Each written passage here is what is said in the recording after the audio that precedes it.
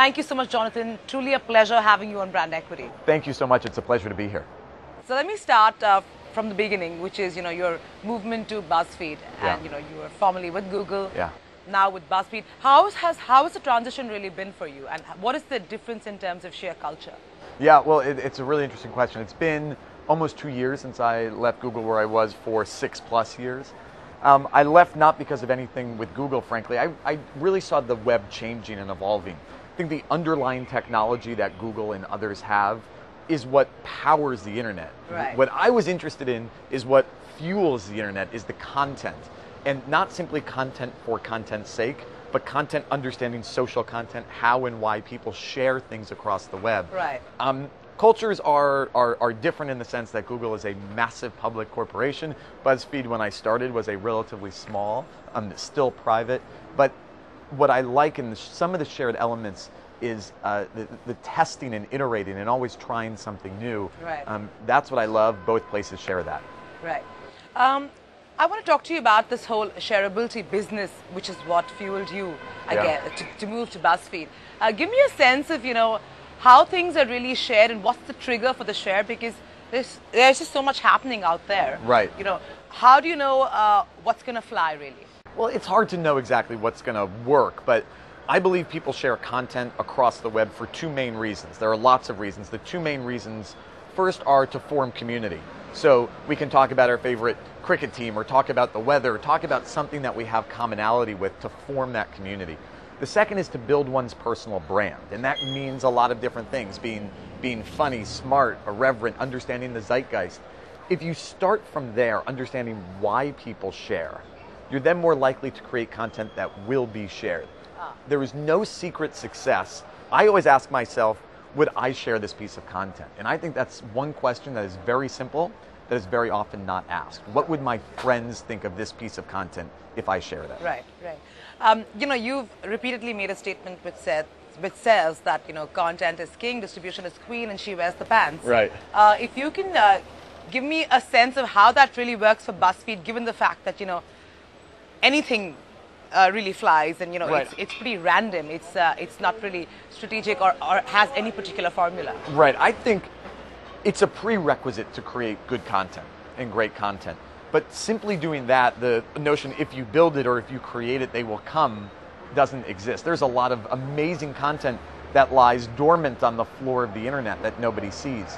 So if you focus on the shareability piece, and that is the distribution element, what you see is that great content that you've created will share and will hit mass audiences. So yes, create good content. It's not to say you don't do that, you must do that. Sure. But then you must also understand how and why and what platform the content will share and be seen to capture distribution. Anybody today is as likely to get a piece of content seen as the top journalists were 10 years ago. And so understanding that and understanding the network and the distribution and the complexity of the social web is vital to getting your content seen. BuzzFeed has pretty much taken the whole digital platform by storm, right? It's pretty disruptive as a medium, as a product. What do you think people in the content business, who are trying to figure this whole space out, and it's so difficult and so random, should learn from your model? I think it's the focus on shareability, is that, while everybody, again, can create good content, how are you getting that content seen? How are you driving people to what you have? Our view is that you use the social web to drive that. 70% of our 70 to 75% of our traffic is driven by social.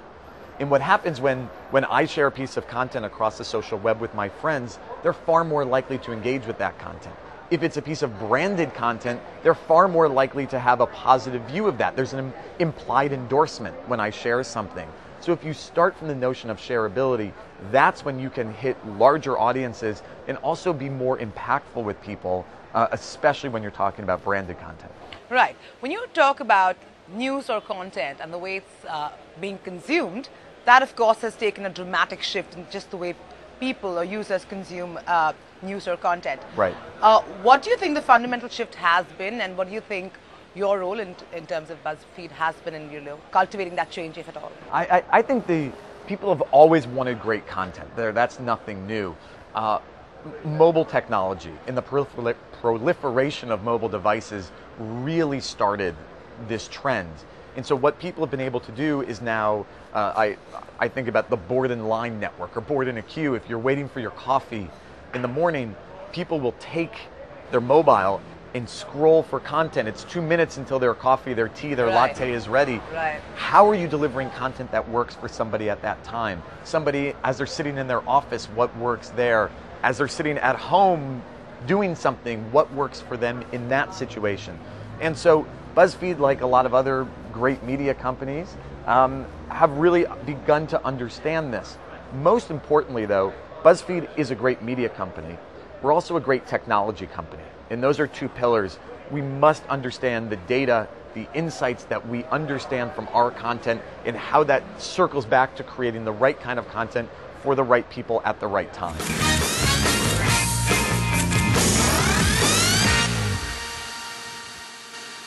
You talked about the fact that BuzzFeed is a media company and it's also a technology company. How do you see BuzzFeed as it stands today transform itself and evolve in the future, really? Yeah, I think one of the big pillars we have going forward is going to be video. Right. We are one of the largest original content creators on YouTube at this point, and it's growing rapidly. We've been able to understand how to create, I don't like the term viral, but I'll use that viral sensation. Right. How to create something that people ultimately want to share.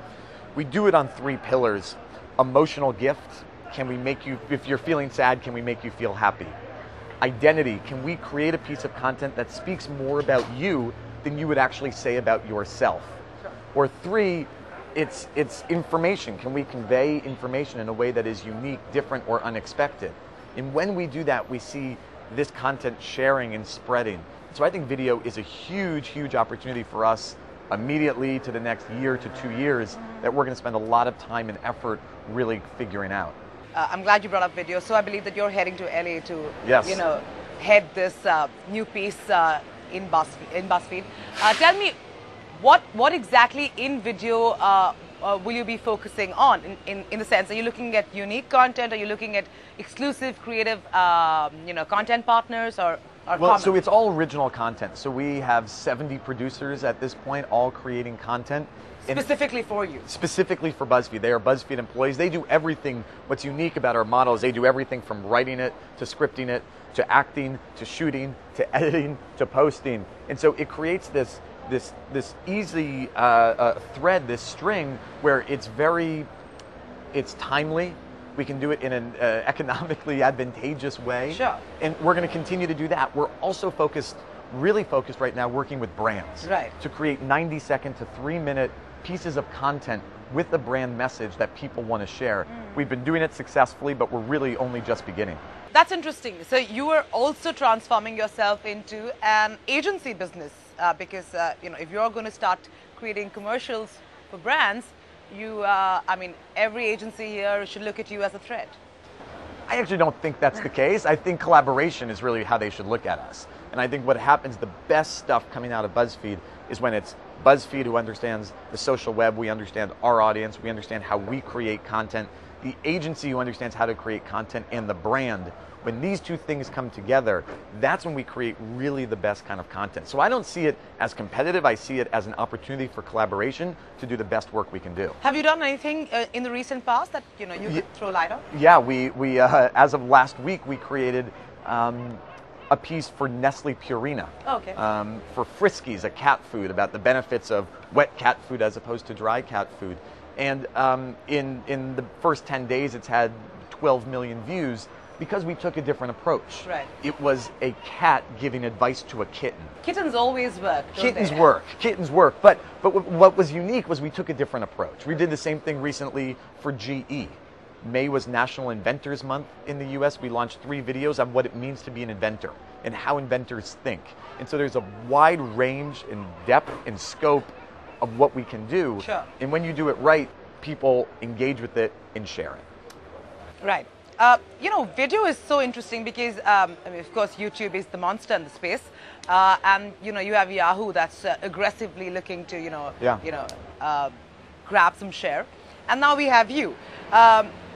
So Yahoo's pretty much going with the YouTube model. I mean, they're following that model, and of course they're doing a lot of unique content as well. Yeah. They're not just trying to be a platform. You, on the other hand, seem to be focusing on unique content only. My point is, will you ever reach the scale and the size that of YouTube if you focus on unique content and not allow it to become a larger user-generated platform? Right. We certainly won't, but that's also not our intention. I see it as symbiotic, frankly. We use and great partners with YouTube. We use and are great partners with Yahoo, other syndication portals around the web. A majority of our views do come on YouTube. I don't see that changing anytime soon. As more of the social platforms invest more heavily in video and a unique native video player, I think we'll see that distribution begin to change. But I don't view us as competing against the likes of Yahoo or YouTube. I see us as fueling their providers of content. So we are the content providers. They are the network, if you will, that's going to get it distributed. But finally, you are competing with each other because both of you are in the video content business or in the content business. And fair enough, I mean, it's a symbiotic relationship. But the point is, they'd rather drive traffic to YouTube. You'd rather drive traffic to your platform, is my question. So there is, you know what I mean? Yeah. Well, we view YouTube as a partner, and YouTube views us as a partner. They're not creating content. We're creating content for their platform. And so we have we were given a grant, and we're great partners of YouTube. We work very well with them. Same with Yahoo. I think it really is understanding as this space is changing very, very rapidly. What everybody's looking for is great content. Right. What we've understood is how to create that content and make it shareable. And when we create a piece of shareable content in the YouTube player, in the Yahoo player, in the AOL, MSN player, what we see is that those get more and more views. And so the more content we can provide to those providers, I think it's beneficial for everybody. Give me a sense of what you're doing with brands. So you talked about the fact that you're looking at creating videos for them, for brands specifically.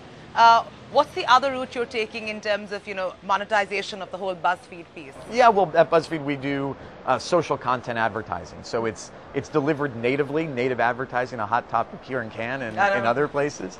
I view that as what's endemic to the site. BuzzFeed is not the first to have done native advertising. Native advertising was done by Google and many others. It's what's atomic to the site. Sure. People come to BuzzFeed to find content to share. We believe that advertising content should be part of that. Right. And that's what we've done is we create content. We have a separate 50-person team only working with brands to create really compelling content that is on message with the brand, that our users are going to like, that will fuel the internet. And so that's what we're doing. Whether it's a list post, a long form piece, or a video, we want to create content for advertisers that users are going to like and share. That speaks to the brand message, most importantly. Right. When we talk of branded content, right, and everybody is talking about branded content and native advertising, my point is, for the user, how much do they really want to look at, content that is really a subtle plug for a brand? Do you think this whole, bubble will shortly burst? Well, if it's not done well, it will burst. There's no question. People don't want to be tricked. In fact, if you trick someone, they're never coming back. Sure. What I see is that if you do it right, if you do it well, if you understand the point of view of why somebody shares, if you understand the internet and the social web with the brand message, and it's done well, people will engage, consume, and share that content. I see this every day. I view a lot of comments made on the ads, and what I love to see, and I see it more and more, is I know this was an ad, I understand this brand, but I really like this content. And so when you can create great content that has great brand message and it's done well, I see it as the future of advertising, quite frankly. If it's not done well, that's dangerous. Right. What's really interesting about BuzzFeed is the way one accesses your video, right? I mean, I'm not married to the site, so to speak, right? I can Sure. access it wherever I want to. So given the fact that your actual hits, maybe not as large as the actual consumption of your content, how does that work in terms of brands who want to, let's say, advertise on the site? Well, there's no adjacency. People do come Sure. to BuzzFeed primarily through social. Yeah. 70 to 75% of our audience comes in via social. And what we're seeing is that they're staying to consume other pieces of content, including branded content. When you come to a piece of branded content, there is nothing else on that page except the brand's content, maybe embedded of a Twitter or Facebook page. But we believe that that content should, can, and does live on its own as a piece of compelling information, as a piece of compelling content. And brands are taking advantage of that. It's not simply about come to our homepage and we're going to serve you ads because we know we get X amount of people every day. Right. We want people to come in even for branded content through sharing, through someone saying, I like this, this meant a lot to me, this was very good, this spoke to me, I think it will speak to you. Sure, and when we do that, that has incredible brand lift and attributes to a brand around purchase intent and other questions we ask and survey our users to say, what does this mean? When you come to a piece of branded content because a friend has sent it to you, that implied endorsement means everything. Right. And that's what we're focused on doing.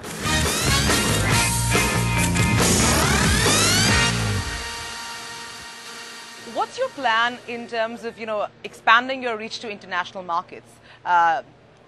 Especially emerging markets and other markets which are very, digitally penetrated. Right. Well, I'm excited, that we are coming to India. We have a plan to go to Mumbai. We have an editor in New York who is Indian, and she is moving back home. Oh, nice. And so she understands BuzzFeed. We're going to take time, though. We take this process very slowly to understand a market. We build an editorial staff. We drive traffic. We begin to see what shares, what's different between India that's different from the UK to Australia to the US, because there are significant and subtle differences all at the same time. Only then do we think about a commercial aspect. So we're very excited about India. We're excited about other places around the world, but we don't want to go too quickly. We want to make the right decisions at the right time, and that's what we're focused on. So you're saying with every new market you're looking at, you customize that entire experience for that market. Yes. Which means videos will be specifically made to cater to that market? It's not even yet on the video side. It's really on the editorial side. We start with creating content. What we've found is that even the differences between the US and the UK, to similar markets, content shares very differently. We find that people in the US really enjoy content from the 80s and 90s that remind them of their childhood. That doesn't work in the UK. In the UK, they're much more interested in content about their football team from that time than generally what was on television or something else. Those subtle differences become magnified when you start going into a place like India or other places in Asia or Europe. And so we need to understand that first, and that's where we spend our time focusing on. Right. In terms of, BuzzFeed's revenue, I want to talk about, of course you're getting a lot of money and a lot of revenues through, the brands because you've ramped up your whole branded content side. Yeah. What's the other route? Well, we work with brands. That's it, right? That's it. That's I mean, advertising is our model. We are profitable.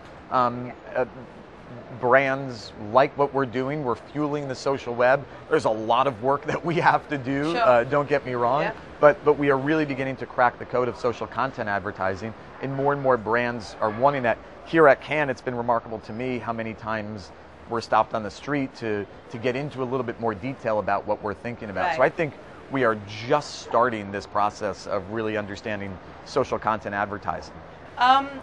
I only asked you that question because of the fact that everybody is looking at branded content, content providers like yourselves, and the fact is, do you ever see the model moving from simply advertising driven to really a subscription model? Do you think that will ever come, that day? I never say no to anything. I doubt very sincerely that we'll ever go to a subscription model. Our belief is that great content finds its audience, and that content should be able to find the audience wherever, whenever, and not necessarily behind a paywall. Again, I'll never say never, but I do believe that the free and open model is the best one for us. Okay. Some big news coming from BuzzFeed that you're looking to raise $200 million. Give me a sense of what you're looking to do in terms of deploying those funds in terms of expanding the business. Well, we're excited that we are expanding the business through our advertising platform. I'm not going to comment specifically on any news about a fundraise, but we feel that what we're doing in the marketplace, in the advertising marketplace, is unique, and brands and agencies are really interested in learning about it, so that's where our focus really is right now. Who do you think today is your biggest competitor? Yeah, this is a great question that I have a hard time answering, because I think it's anybody that's creating content is frankly a competitor. There are media companies that are doing lots of quizzes, that are doing great reporting, that are out there, very established media companies and startup media companies as well. But I believe anybody who's creating content for the social web, so that could be me, it could be you, it could be someone walking down the Cosette in Cannes who's tweeting something. Right. Anybody creating content now is competition for everyone that creates content. Sure. So I actually see it as an amazing ecosystem that works really, really well when the consumer is empowered to make the choices of what they're going to consume. You have to get it right, and you have to do it, and you have to work at it. But I think everybody, frankly, is a competitor, and I like that. Tell me, when brands engage with you, are they currently, is there dialogue with you more like, can you do a video for us for this particular brand? Or is the conversation more like, why don't you partner with us so that, you can be, this is what our positioning is, and we'd like you to build this brand with us together on a long-term basis? Yeah, it's actually both. I mean, sometimes we get a very prescriptive, creative brief to say, this is what we need to do. Other times it's far more open. Again, the collaboration piece is when it works the best, when we can really understand what those messages are. Sure. But it's really everything from, this is what we want, which we need to work on to make sure that's going to work for us, to this is wide open, whatever you want to do, which we need to make sure is going to work for the brand. So it's a collaboration, it's a back and forth that when we get it right is perfect. There are a lot of times we say, no, we can't do this, we don't think this will work. Okay. But when it does work, it's really good. You keep talking about this whole collaborative piece, and I find that probably the hardest piece in this entire ecosystem, this whole collaboration. Yeah.